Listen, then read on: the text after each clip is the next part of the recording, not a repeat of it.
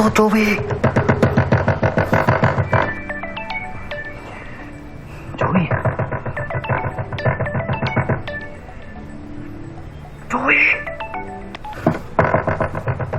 Peter! Joey? Ano, Peter? Joey, nasa labas ako. Buksan mo yung pintuan. Buksan mo. Joey? Joey? Ano ba yan? Joey? Oh! Tingnan mo to. Naalala mo yung binidyo mo na lalaki sa Eskinita?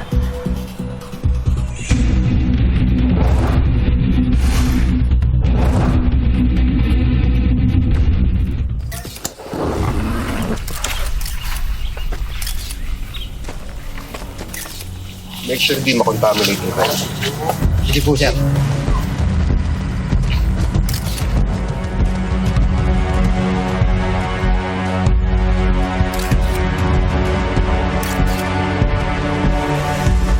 Major, pulis yung biktima?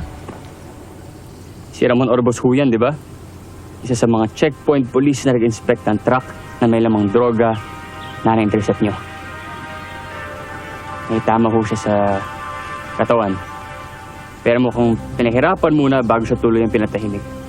Major, may idea ho ba kayo, Major, kung sino may gawa nito?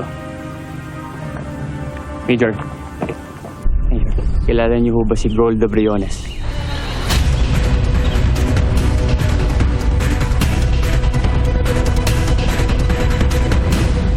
Sa matanahim na parte ng Bypass Road, boundary ng Mulagos at Oclus, natagpuan ang bangkay na kinilala si Police Staff Sergeant Ramon Orbos. Matatanda ang isa si Orbos sa mga checkpoint police na nag-inspect ng truck na nasa kote ng Mulagos Police at naglalaman ng illegal na droga. Kasama pala siya dun sa drug bust case ni tatay. Hindi ba malaking sindikato na sa likod nun? Hindi kaya may kinalaman yung pagkamatay niya ron? Posible.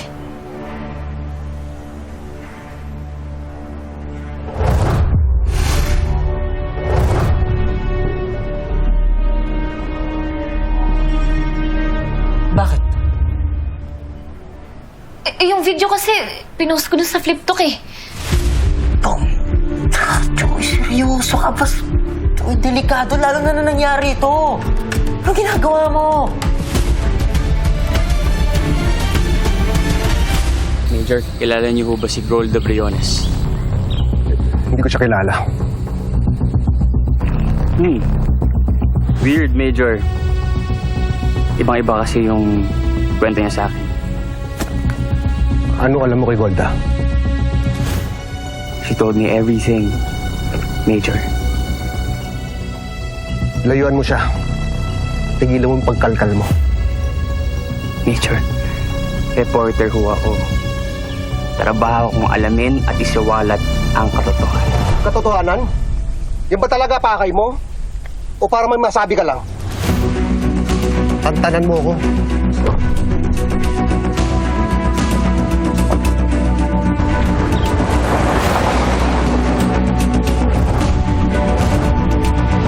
Sablay na sablay eh. Paano ko natuntukan ng sindikato na yun, ha? Paano na? Kaya nga, dinidelete ko na eh.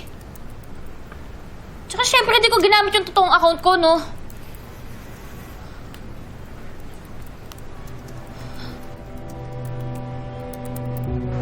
Yan, okay na. Pati account, deleted na. Oo, lahat Sigurado ka? na. Dinoble-check ko na rin.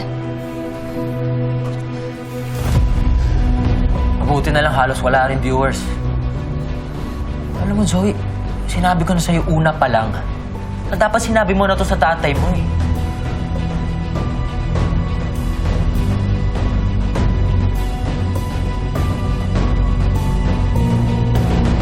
Blunt force trauma sa kanyang ribs at jawline. Multiple contusions and lacerations. Classic signs of torture. Pero ang kanyang cause of death, single gunshot wound.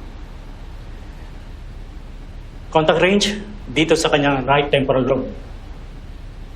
Approximate time of death?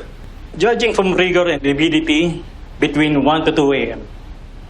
Pero sir, wala siyang defensive wounds.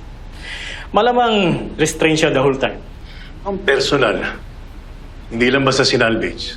Agree, sir. Yung mga personal effects niya. Nandito po, sir, sa kanya. Good. Ito po.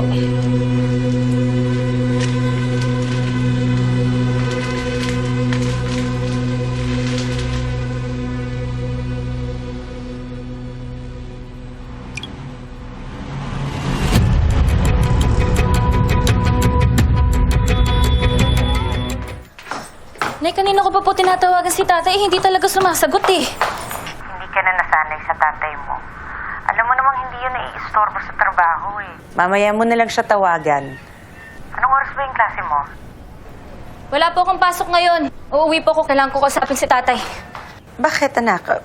May nangyari ba? Mamaya ko na lang po sasabihin sa'yo, Nay, pag nandiyan na po ako. Update na lang po kita kapag nasa bus na po ako, Nay. Oh, sige. Mag-iingat ka anak ha. Love you. I love you.